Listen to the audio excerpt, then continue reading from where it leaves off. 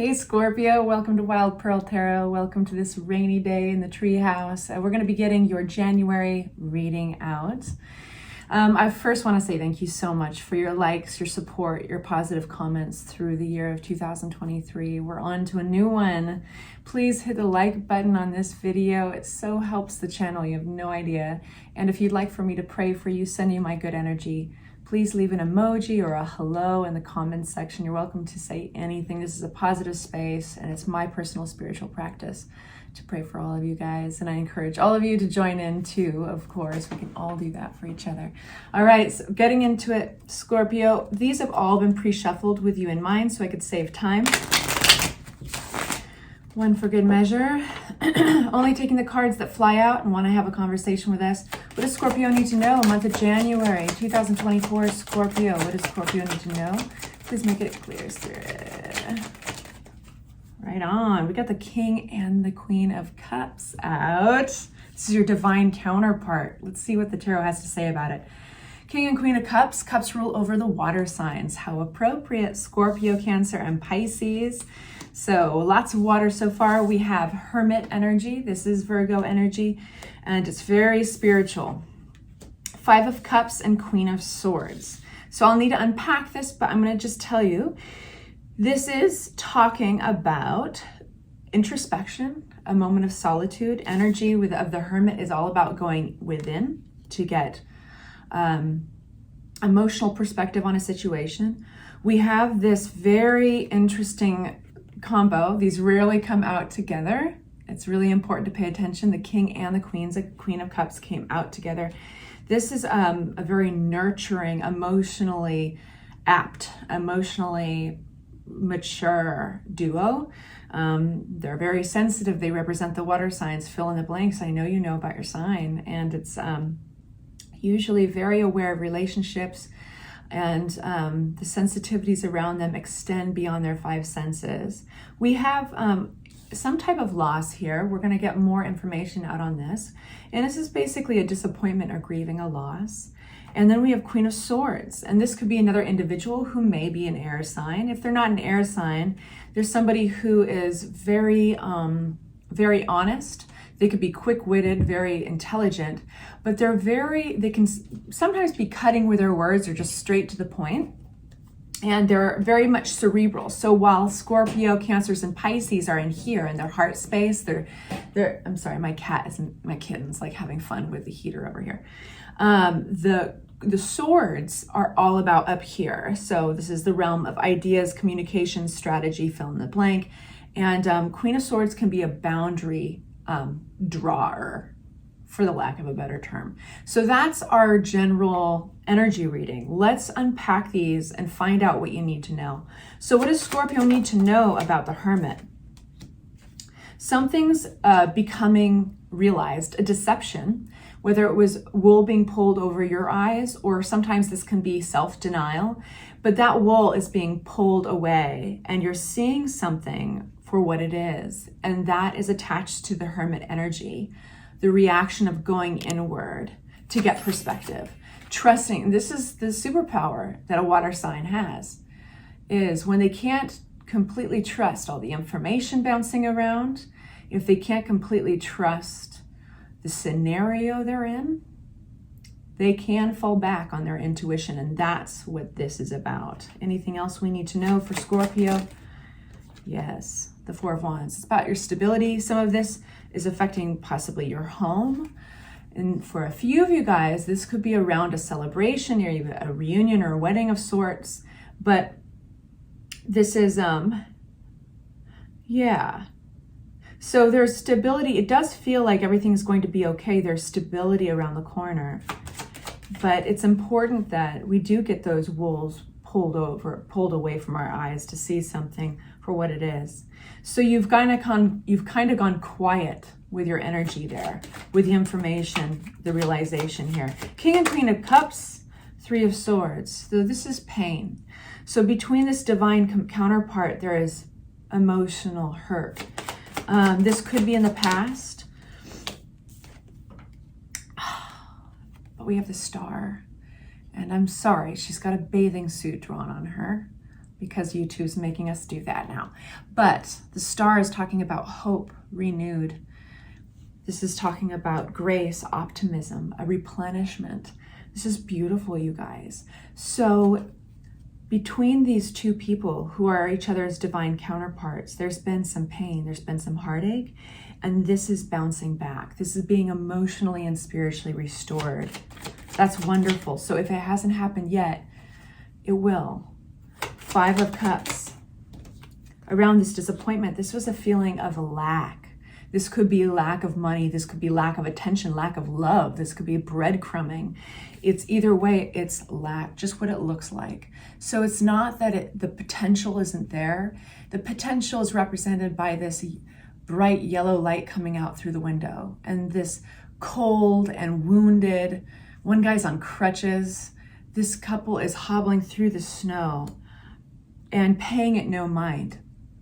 So there's a feeling of, even if there was potential to get out of despair here, at some point it was so thick you couldn't see the opportunities for that optimism. So things are changing. That's what the Star card is saying. That in January, Scorpio, that feeling of lack is all of a sudden going to be lessened by the ability to see this warmth coming out of the window, this possibility we can go in from the cold. Okay? Anything else we need to know from that? It's a mind thing, right? Kind of like they say poverty is a frame of mind. So poverty in any way, lack of feeling, lack of love, all that is very much attached to our stories. And so this is a point, thanks to the Hermit, going within to process and to rely on that information. That's how you get there. And this was all in the wake of a very big shakeup you did not have any control over. And I want to stress that, because in moments, tower moments, we often fall back on, well, maybe I could have, or what if I had, and fill in the blank. And there's no point in it, right? There's nothing you could have done to control this. There is an element of the universe stepping in.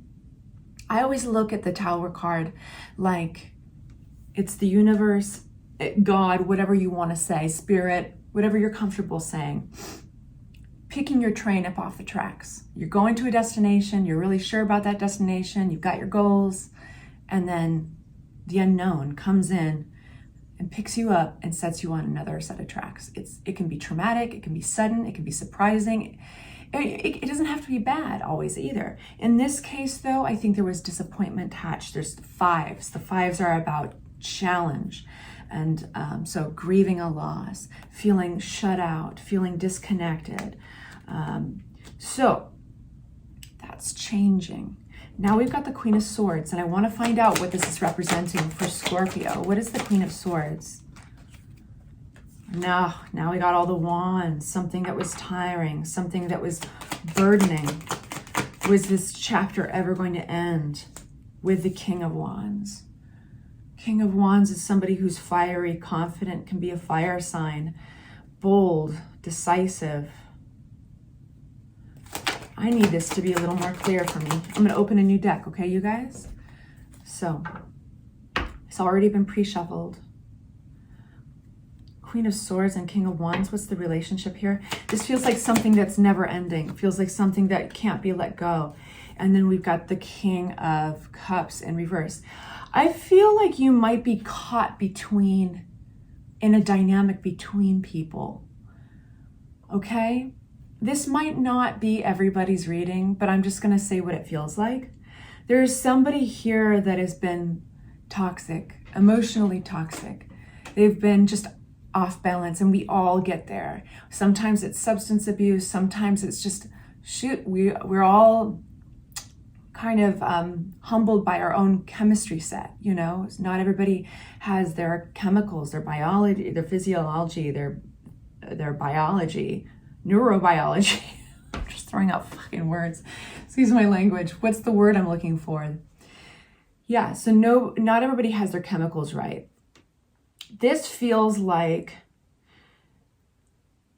something that's been going and going, and there's resilience, there's determination there with the Nine of Wands, but it feels like you've been fighting a battle.